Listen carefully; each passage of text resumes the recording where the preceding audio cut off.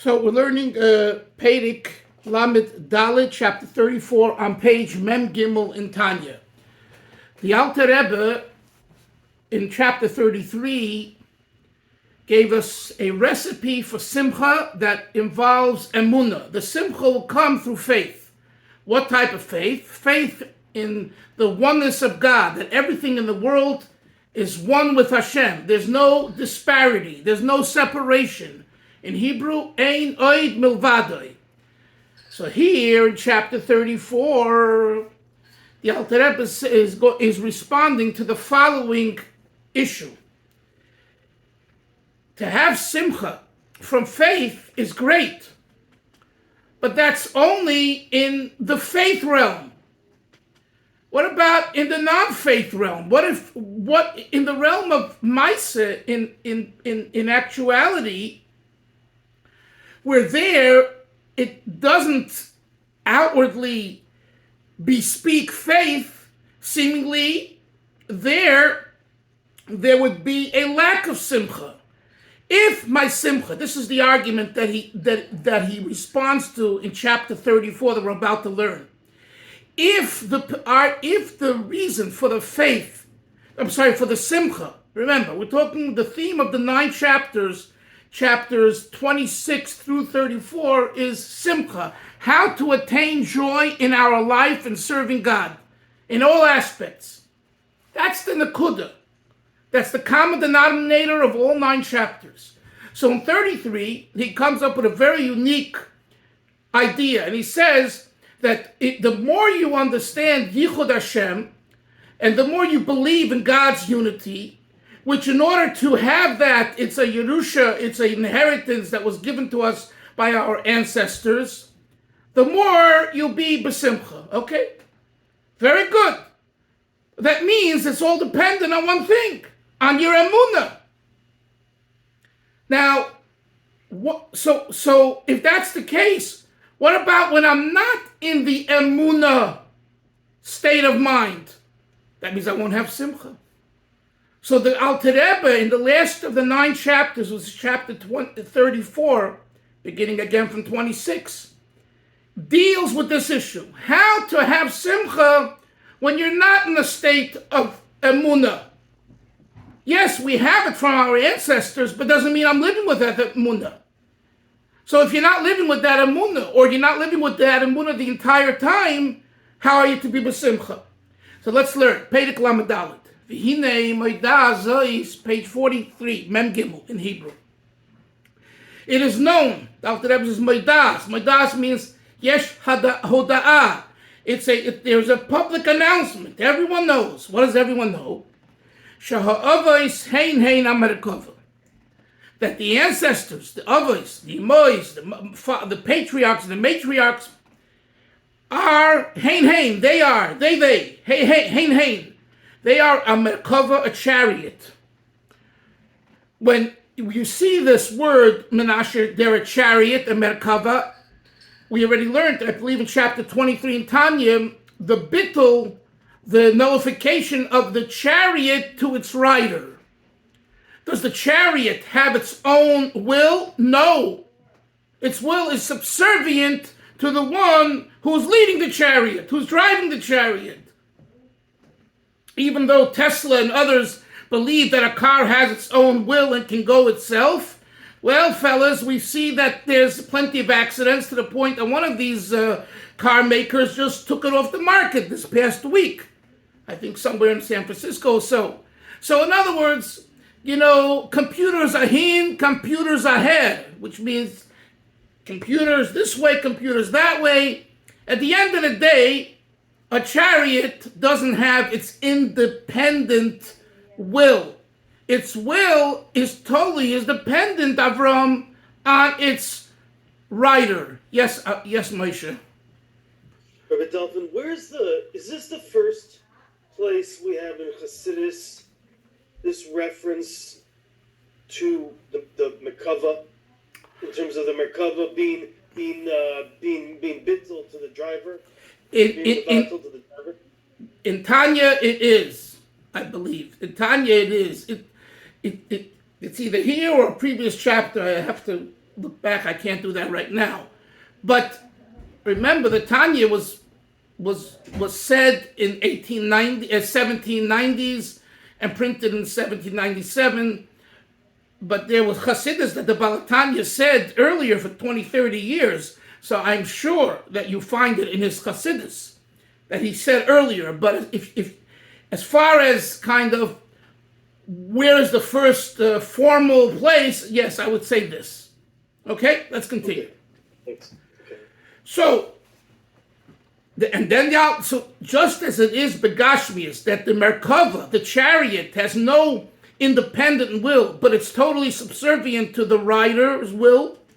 So he says, so too our ancestors, the Avos, Shekol Yemeyem, all of their life, Li'olam Lahifsiku, they never once stopped, Afilu Shoachas, even for just 1 hour, Milikasher Daitum, from binding their minds, V'nishmasam, and their souls, L'riboin Ha'ilamim, to the Master of the universe, Bebitla now, similarly to the bitl of a chariot to the rider. And what did they do in this sense of a nullification? The Yehudi Yisborich to unite Hashem, period. So this is very powerful words, very powerful.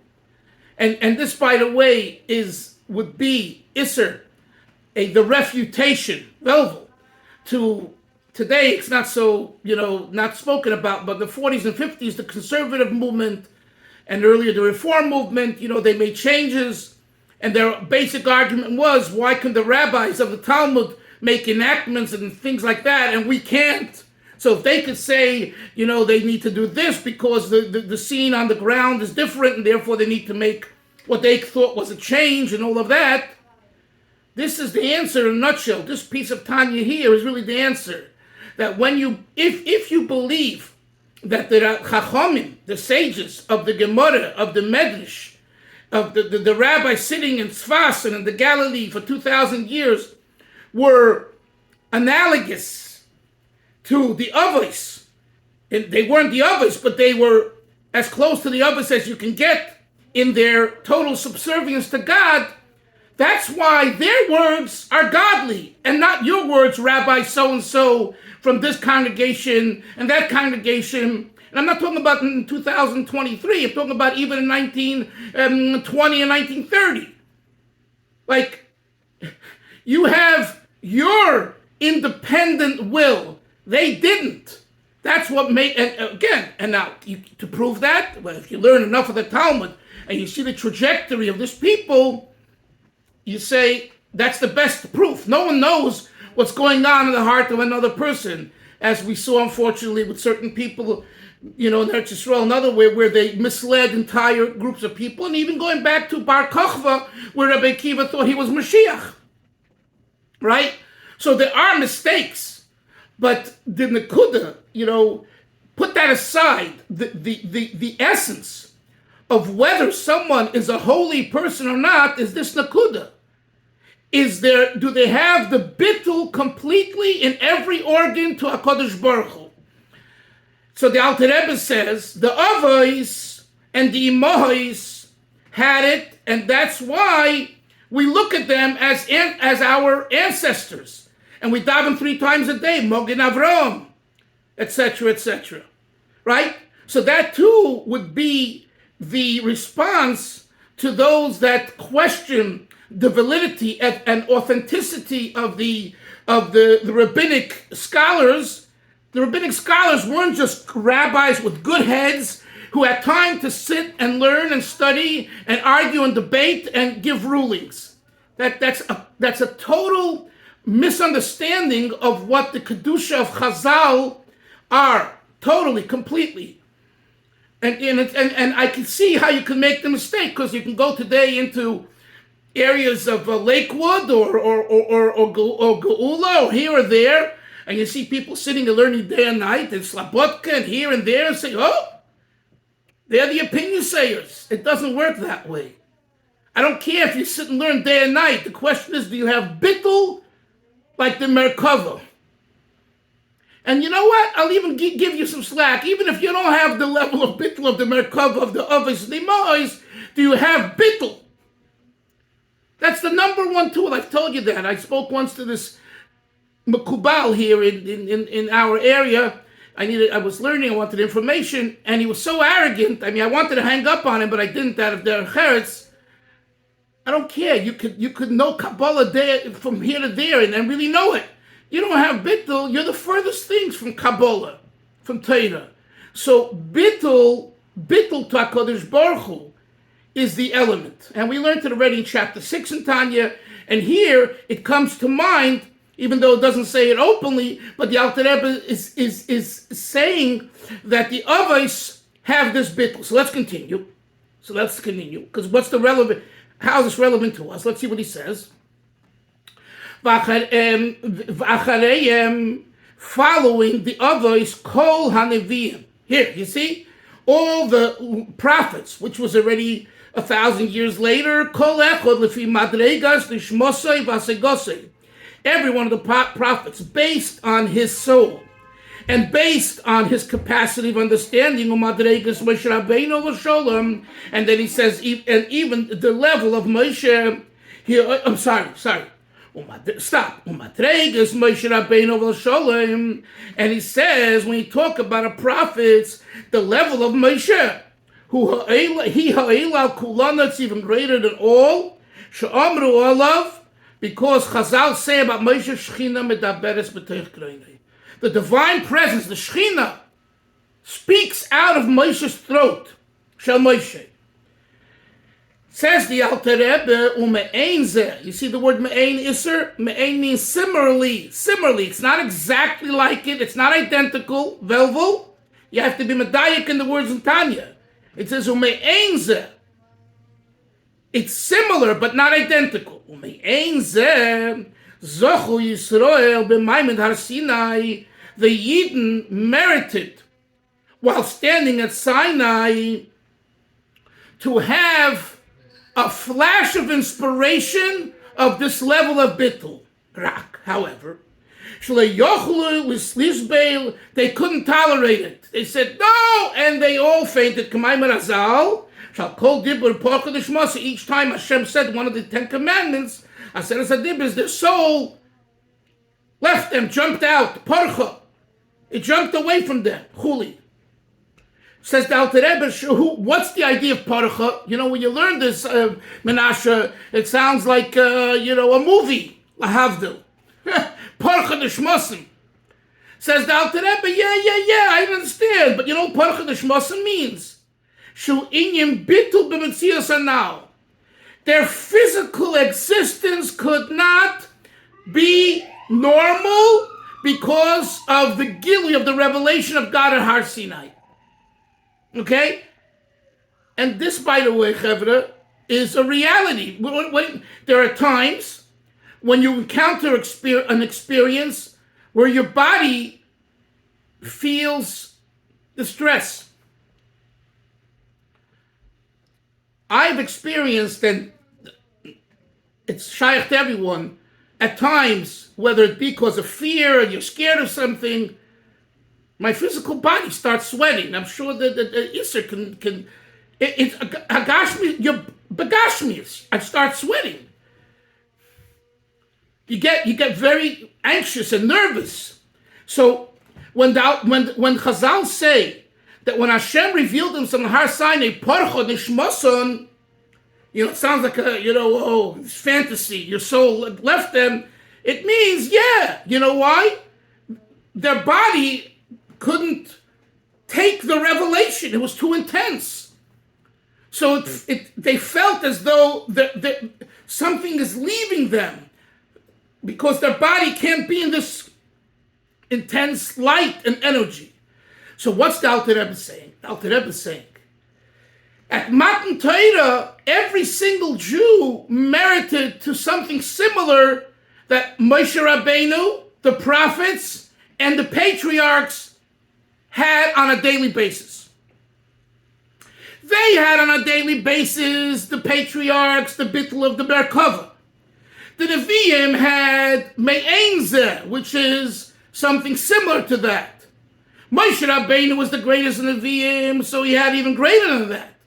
But nevertheless, so therefore, okay, these are very holy people, tzaddikim and godly people. What's the relevance to me? Says the Alter Rebbe, the relevance to you, to us, is the concept of bittul. And let's go further now. V'lochein miyad omar lehem. Hashem said immediately to Moshe, and Moshe repeated to the Jews, Lasis le Mishkan, build a sanctuary, a Mishkan. Ubay kodshe hakadoshim, and in the sanctuary, in the Mishkan, there'll be the Holy of Holies. Lahashrish chinosai, which will, Hashem will be able to rest, dwell His presence. Shugila Yehudi Yisbarach, which is the revelation of God's unity. As it says later in chapter 51 in Tanya. What is that? What's the point here? When Hashem saw that the Yidden their bodies couldn't tolerate the Gilui, He didn't say, I'm stopping. He said, I want you now to transfer the energy to another location. Build a sanctuary, a Mishkan. And I'm going to, instead of imbuing each and every one of you with this whole level of godliness, which you cannot tolerate, I'm going to put it into the sanctuary, to the Holy of Holies, meaning into the Torah, as we're going to see in a second. Once the temple, the Beis Hamikdash was destroyed, all Hashem has in His world left is Mishkan Umachin L'Shiftoi, a dwelling place for His presence, Hu Yechudi Yisbarech, Ela Arba Amis Halacha, within the 4 cubits of halacha. Shehu Ritzayni Yisbarech. Jewish law, halacha is the will and wisdom of God, the substitute, Avram, for the tabernacle, for the Mishkan. Shehu Ritzayni Yisbarech Chochmosei Hamelubashim. It's God's will and His wisdom that are invested in the laws that are arranged in the Shulchan Aruch, in the Code of Jewish Law. And therefore, after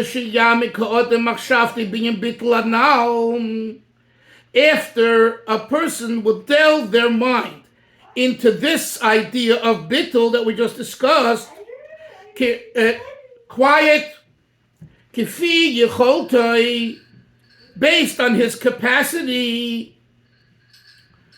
In other words, every one of us has a different capacity of how much we can perceive of this bittul, right?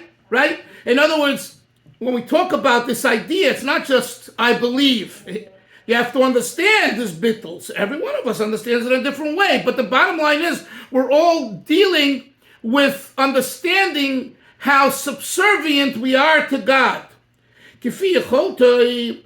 So after we will do this thinking and meditation, the next thing that a person should think about is, since my mind is so small, and the source of my soul is little and small, from bringing a true chariot and dwelling place for God's unity of truth.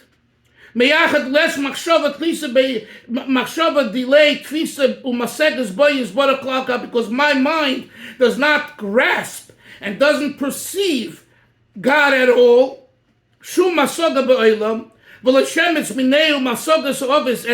And we don't have an iota of understanding like the others, the patriarchs, the Nevi'im, and the prophets, right?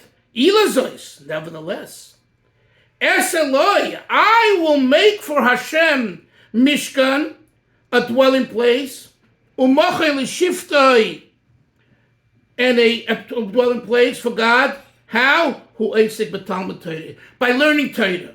Based on the amount of time that I have, by setting aside times like we do every morning, by day, and at night. Next page, top of page 86. Kedas hadnitno l'chol echad v'echad, based on the amount that's given to each person Behilchos Talmud Torah, as enumerated in Hilchos Talmud Torah, the obligations of each individual, how much to learn, when to learn, and everything else. And here he brings the famous Chazal, but he brings it to say a magnificent thing. Even if you just learn for 1/2 hour in the morning, Tanya, right together, and you learn some Torah at night between Mincha and Ma'ariv or whatever after, the Chazal say that is considered for you like you're learning all day, and you made for Hashem a sanctuary all day. So let me explain the continuation of this chapter. The issue here, yes, Moshe. Yeah. Yeah, Rabbi Dalfin, I'm sorry. I lost the train that the Alter Rebbe was talking about. How did the Alter Rebbe get from the Avos to being Kovir eating the Torah? Right. So I know. I'm going to explain it now. So the issue that the Alter Rebbe responds to in the beginning of this chapter is, you weren't here for this, so filling you in, you'll understand better. The issue is, how can it be that I can have simcha in my daily life if I just base my meditation on chapter 33, which is about emunah? Emunah is if you're in the mindset of emunah and you live with that emunah. And if I don't live with that emunah, so that means I can't be b'simcha. So the Alter Rebbe in chapter 43 in 34 says, no, you can be. Even if you're not at the level of the emunah that he spoke about in 33. And how is that? So first he tells you the answer. So the answer to the question is through learning Torah. That's the answer to the question. That when you're keveya itim, okay, with Torah, God is in Torah. So when you learn Torah, you have God. So in other words, from chapter 33, you know what it implies? If I'm not learning, if I'm not in the mode of emunah, the emunah that Yichud Hashem, and I see it every moment, and we don't many times, I'm a goner, so I can't be b'simcha. Simcha to having God is when I feel the presence of God. If I don't feel the presence of God, or I don't feel the presence of God always, I won't be with simcha. Says the Alter Rebbe in 34, Hashem understands that, and it happened already at Matan Torah, right? Where he gave us this great revelation, which was analogous to the Avos, right? Who they lived with this faith every moment of their life. The Nevi'im didn't live with it as much as they did, but similarly, right? Moshe definitely had similarities to the Avos. But nevertheless, what about the average person? So Hashem saw that.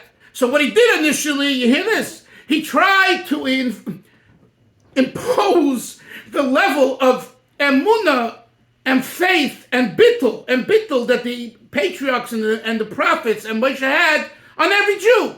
So at Mount Sinai, he said, here, I'm giving you a gift. And we cracked up. We can't tolerate it. Because on the ground, that's not where I'm at. So Hashem said, right away made a quick U-turn. He said, oh! Right after Anoichi Hashem Elekecha, Parcha Nishmasim, I said, you know what? Hashem said, I'm going to dump it into the sanctuary. Build a Mishkan. And go to the Mishkan.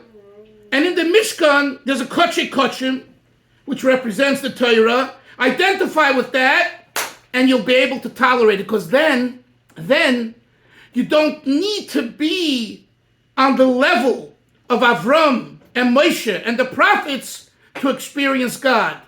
So this is an interesting point, Isser, that before Hashem told Moshe to make a Mishkan, you had, in order to experience the level of Bittul, and the level of Munah, you had to be like an Avram, like a Moshe, like a prophet. And Hashem, so that's why initially Hashem tried it out, but it didn't jive. It didn't work. It was overwhelming. So Hashem right away realized, and he said, okay, I have a solution. Make a Mishkan. And And just going making a mishkan, yeah, because a mishkan is a gashmias, taking the earth and everything, and the curtains and the walls, making the mishkan, and in this mishkan, build the kodesh hakadoshim. And when going there and identifying with the whole mishkan, the kodesh hakadoshim, you have me as well. Says the Alter Rebbe, what is the mishkan today? We don't have a mishkan. So he brings a chazal. The sages say, Ein la Kadosh Baruch Hu ela daled amas shel halacha. Not Gemara, not Chassidus, halacha. And why halacha? Why Jewish law? Because Jewish law is the will of God. Gemara, Chassidus, Kabbalah, Musar, but it's all Torah. One second, it's all Torah. But nevertheless, there's no bottom line. There's no bottom line. Since there's no bottom line, the will of God is not necessarily expressed, because the will of God is that in this physical world, there should be a bottom line on how to conduct ourselves. Yes, Isser. Isser, what do you want to say? Why halacha? Because halacha is the ultimate bittul. When you put your left shoe on and Hashem says no, you put your right shoe, are being mevatel to the will of HaKadosh Baruch Hu. Excellent. That's why it's halacha and it's not pilpul. Right. Excellent. Good. And by the way, for your reference, and I hope one day you'll get to it, there's a series of Maimorim of the Rebbe Rashab in the Maimorim that are called Samach Vov, which is the year 1906, where he really elaborates on this idea of halacha. I think that, maybe you and Moshe, a few of the Chevra would learn that. I don't know if it's in English, but it's a worth learning, because he really explains what you just said at great length. The Rashab, 1906. Okay. So, Moshe, this is the answer. Moshe, is it clear now? The connection between why the Alter Rebbe says halacha and this thing. Welcome, Ari Pfeffer. Good to see you. And now we continue. Page 84, Ari. Tanya, chapter 34. So, the Alter Rebbe now says, he says, Al Kain, we're on the page 86. 86, second line. Uvezeh yismach. Towards the end of the page, end of the line. Uvezeh yismach liboy. This will bring simcha to your heart. Remember, the punchline of these chapters is simcha. That how to attain joy, simcha. Says the Alter Rebbe, learning twice a day, once in the morning and once in the evening, and if that's all you could do, and halacha gives you that that ability, because you're busy working and doing parnas and all that. Uvezeh yismach libay v'yogil. This will make your heart happy and joyful. V'yitin heido al chelkoi, and give thanks, acknowledgement. Thanksgiving soon. Thanksgiving. You don't wait for the turkey on Thanksgiving. V'yitin heido, every day a yid gives thanks. Al chelkei, on his portion, v'simcha v'tuv levov, that with simcha and a joyful heart. Al shezocha liyos. Look at the next word, chavra. Ushpezichen. Right? What's ushpezichen? Right? Ushpezichen means a guest. The gvura. When you learn, right now we're learning, each and every one of us is hosting Hashem right now. God is in every one of us right now. We're learning Torah. Pamayim b'chol yoyim. So when you learn once in the morning and a second time in the evening, pamayim b'chol yoyim, kvi ho'eis v'apnai sheloi. Right? Based on the time. I'm sure if Ari had more time, he would be here more often. Im Yitz Hashem. Kemisas yodoi asher hirchav Hashem loi. Based on the gift given to the person, his hand, asher hirchav Hashem loi. In other words, that God makes it broad, and all of a sudden, you're able, God, you get an inheritance, and you don't have to work as much and as many hours, and you sit and learn. And you learn with your kids. And you learn with your friends. But the idea being from the last 2-3 lines is that the learning of Torah is today the arena, the arena and bikviyut, setting aside times. Not, I'll learn then, I won't learn, that's a balagan, and it usually doesn't get anywhere. Set aside time, a commitment, 10 minutes, 15 minutes, everyone. That's why, Baruch Hashem, it's 5-6 years and we learn every day, half an hour. We're not learning 3 hours. But it's a kfiyus, the kfiyus. And by the way, the previous Rebbe speaks about, it's called kfiyus benefesh, velvel. The previous Rebbe in his discourses talks a lot about making a kfiyus, a set time benefesh. Not a set time on the clock. Okay, of course. But if it's kovua benafshecha, if it's set in your soul, it's going to be set on the clock. And if it ain't set in your soul, the clock means nothing. In other words, the feeling that this is air. I'm gasping for air. I got some air, Baruch Hashem. I'm able to learn a shtickle Tanya. I'm able to learn in the evening a shtickle halacha. I have some air. Understand? And that's why the idea of chitas and Rambam, all the different things that the Rebbe instituted of the learning, it wasn't like as though, or even a Meir Shapiro with the Daf HaYomi, right? Halavai, right? It wasn't Meir Shapiro. It was at the Agudas Yisrael convention in 1923, where the Chafetz Chaim attended. Which today you can see the picture. And that's you see a lot of. I'm fascinated with the people that were there, and I've actually taken out clips from the video and put it in different pictures in my books, because they're, let's say, Rabbi Tzirson. I'm coming out with a book about the Aguda and Chabad, so I took out. You see the way of Tzirson from Kishinev, Romania, today Moldova, then Romania, comes to the Knessia Agdola of 1923. That's historic, And the Chafetz Chaim, you see him bent in with two people, right? His son and Rav Pupka next to him. And when someone wants to take a photo, they block the photo, and that's where the video ends, right? What did Meir Shapiro? Two major things happened then. One was Meir Shapiro brought the proposal of learning Daf HaYomi. That was the first time that it came to the table in Vienna, 1923. I think it was August 15th, 1923. I think it was then. And it was accepted. A kfiyus. Try to learn a daf each day. A kfiyus. A little more, a little less. So the Alter Rebbe said the same thing here. Chevre, I'd love to talk, but I have another shir. Sei gesund. Seid freilach. Stay safe. Mashiach now.